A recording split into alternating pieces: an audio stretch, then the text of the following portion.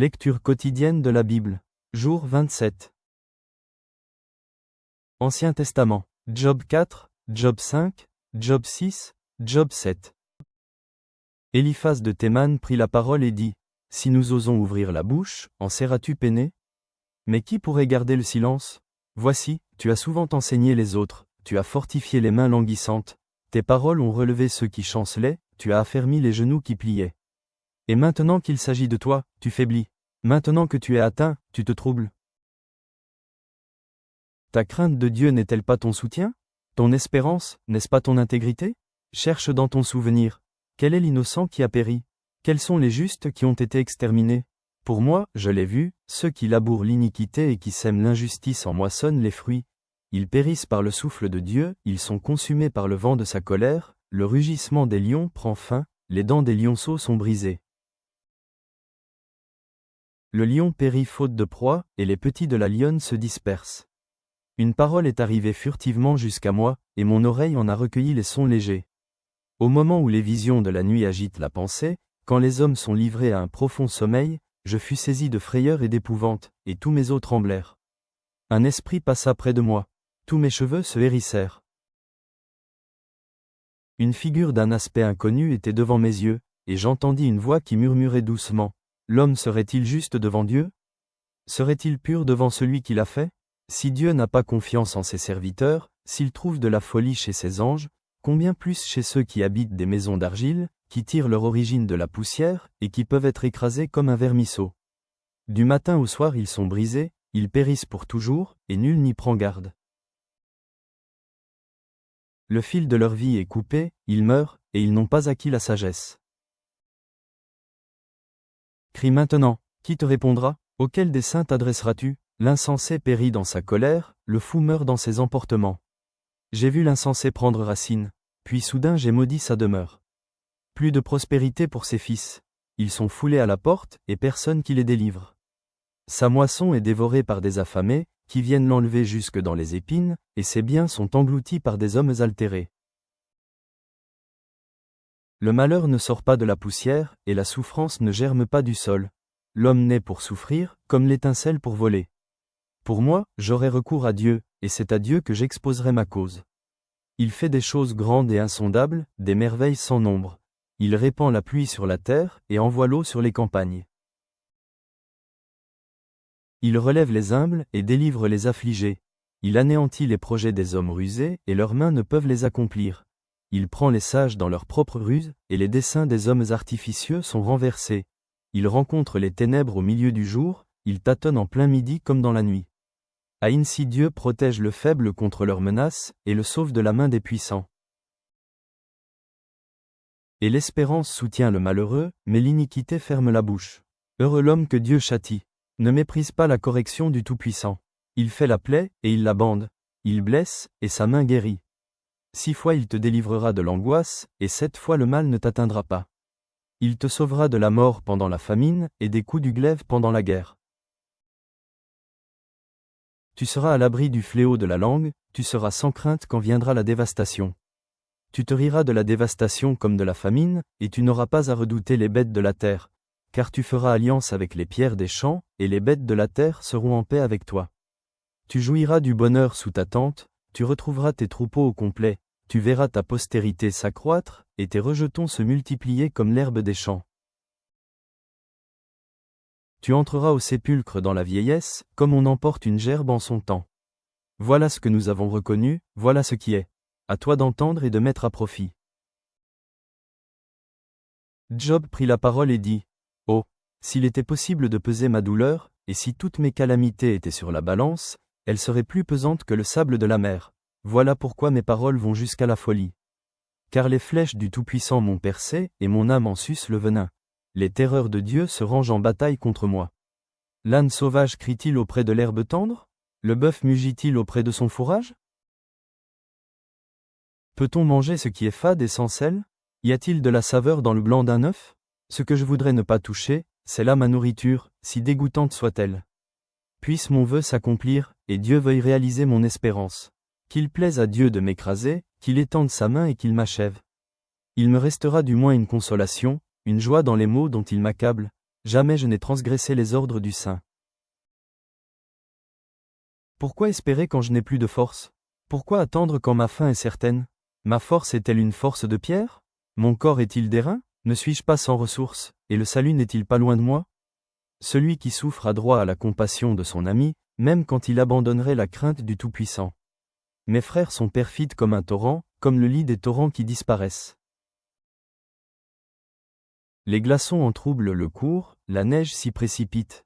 Viennent les chaleurs, et ils tarissent, les feux du soleil, et leur lit demeure à sec. Les caravanes se détournent de leur chemin, s'enfoncent dans le désert, et périssent. Les caravanes de Théma fixent le regard, les voyageurs de Séba sont pleins d'espoir. Ils sont honteux d'avoir eu confiance, ils restent confondus quand ils arrivent. À Insi, vous êtes comme si vous n'existiez pas. Vous voyez mon angoisse, et vous en avez horreur. Vous ai-je dit, donnez-moi quelque chose, faites en ma faveur des présents avec vos biens, délivrez-moi de la main de l'ennemi, rachetez-moi de la main des méchants. Instruisez-moi, et je me tairai. Faites-moi comprendre en quoi j'ai péché. Que les paroles vraies sont persuasives. Mais que prouvent vos remontrances? Voulez-vous donc blâmer ce que j'ai dit, et ne voir que du vent dans les discours d'un désespéré? Vous accablez un orphelin, vous persécutez votre ami. Regardez-moi, je vous prie. Vous mentirai-je en face? Revenez, ne soyez pas injuste. Revenez, et reconnaissez mon innocence. Y a-t-il de l'iniquité sur ma langue, et ma bouche ne discerne-t-elle pas le mal? Le sort de l'homme sur la terre est celui d'un soldat, et ses jours sont ceux d'un mercenaire. Comme l'esclave soupire après l'ombre, comme l'ouvrier attend son salaire, ainsi j'ai pour partage des mois de douleur, j'ai pour mon lot des nuits de souffrance. Je me couche, et je dis, quand me lèverai-je? Quand finira la nuit? Et je suis rassasié d'agitation jusqu'au point du jour. Mon corps se couvre de verre et d'une croûte terreuse, ma peau se crevasse et se dissout. Mes jours sont plus rapides que la navette du tisserand, ils s'évanouissent, plus d'espérance. Souviens-toi que ma vie est un souffle. Mes yeux ne reverront pas le bonheur. L'œil qui me regarde ne me regardera plus. Ton œil me cherchera, et je ne serai plus. Comme la nuée se dissipe et s'en va, celui qui descend au séjour des morts ne remontera pas. Il ne reviendra plus dans sa maison, et le lieu qu'il habitait ne le connaîtra plus. C'est pourquoi je ne retiendrai point ma bouche, je parlerai dans l'angoisse de mon cœur, je me plaindrai dans l'amertume de mon âme. Suis-je une mer, ou un monstre marin, pour que tu établisses des gardes autour de moi? Quand je dis, mon lit me soulagera, ma couche calmera mes douleurs, c'est alors que tu m'effraies par des songes, que tu m'épouvantes par des visions. Ah, je voudrais être étranglé, je voudrais la mort plutôt que ces eaux. Je les méprise, je ne vivrai pas toujours. Laisse-moi, car ma vie n'est qu'un souffle. Qu'est-ce que l'homme, pour que tu en fasses tant de cas, pour que tu daignes prendre garde à lui, pour que tu le visites tous les matins, pour que tu l'éprouves à tous les instants? Quand cesseras-tu d'avoir le regard sur moi? Quand me laisseras-tu le temps d'avaler ma salive? Si j'ai péché, qu'ai-je pu te faire, gardien des hommes? Pourquoi me mettre en butte à tes traits? Pourquoi me rendre à charge à moi-même? Que ne pardonnes-tu mon péché, et que n'oublies-tu mon iniquité? Car je vais me coucher dans la poussière, tu me chercheras, et je ne serai plus. Nouveau Testament, Matthieu 19 sur 1-15. Lorsque Jésus eut achevé ses discours, il quitta la Galilée, et alla dans le territoire de la Judée, au-delà du Jourdain. Une grande foule le suivit, et là il guérit les malades. Les pharisiens l'abordèrent, et dirent, pour l'éprouver, est-il permis à un homme de répudier sa femme pour un motif quelconque? Il répondit, n'avez-vous pas lu que le Créateur, au commencement, fit l'homme et la femme et qu'il dit, c'est pourquoi l'homme quittera son père et sa mère, et s'attachera à sa femme, et tous deux deviendront une seule chair? Ainsi ils ne sont plus deux, mais ils sont une seule chair. Que l'homme donc ne sépare pas ce que Dieu a joint. Pourquoi donc, lui dirent-ils, Moïse a-t-il prescrit de donner à la femme une lettre de divorce et de la répudier? Il leur répondit, c'est à cause de la dureté de votre cœur que Moïse vous a permis de répudier vos femmes. Au commencement, il n'en était pas ainsi. Mais je vous dis que celui qui répudie sa femme, sauf pour infidélité, et qui en épouse une autre, commet un adultère. Ses disciples lui dirent, si telle est la condition de l'homme à l'égard de la femme, il n'est pas avantageux de se marier. Il leur répondit, tous ne comprennent pas cette parole, mais seulement ceux à qui cela est donné. Car il y a des eunuques qui le sont dès le ventre de leur mère, il y en a qui le sont devenus par les hommes, et il y en a qui se sont rendus tels eux-mêmes, à cause du royaume des cieux. Que celui qui peut comprendre comprenne. Alors on lui amena des petits enfants, afin qu'il leur imposât les mains et pria pour eux. Mais les disciples les repoussèrent.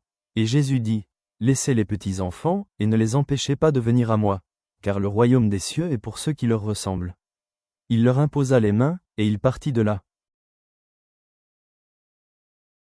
Psaume 17 sur 1-5. Prière de David. Éternel, écoute la droiture, sois attentif à mes cris, prête l'oreille à ma prière faite avec des lèvres sans tromperie.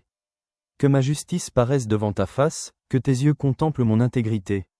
Si tu sondes mon cœur, si tu le visites la nuit, si tu m'éprouves, tu ne trouveras rien. Ma pensée n'est pas autre que ce qui sort de ma bouche. À la vue des actions des hommes, fidèles à la parole de tes lèvres, je me tiens en garde contre la voix des violents. Mes pas sont fermes dans tes sentiers, mes pieds ne chancellent point. Seigneur aimant, tu as appelé Moïse pour un but spécial et l'as équipé de tout ce qui était nécessaire pour accomplir ta volonté. En assistant au bel acte d'adoration par l'onction de Jésus, enseigne-nous à donner le meilleur de nous-mêmes dans la dévotion envers lui. Aide-nous à voir les opportunités d'amour sacrificiel et à les saisir sans hésitation. Puissions-nous préparer nos cœurs pour la souffrance qui mène à la résurrection et pour l'espoir qui nous soutient à travers chaque épreuve.